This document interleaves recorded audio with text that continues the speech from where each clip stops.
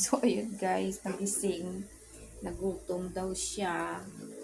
Alas 12 ng gabi.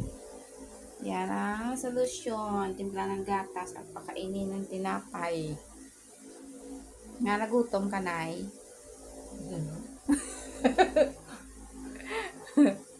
Ayun.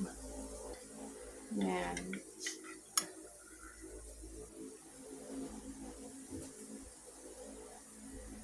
Nakatulog na yan, nagising. Ayan, pinainin ko ng gatas. Ang oras na naman karong matulog.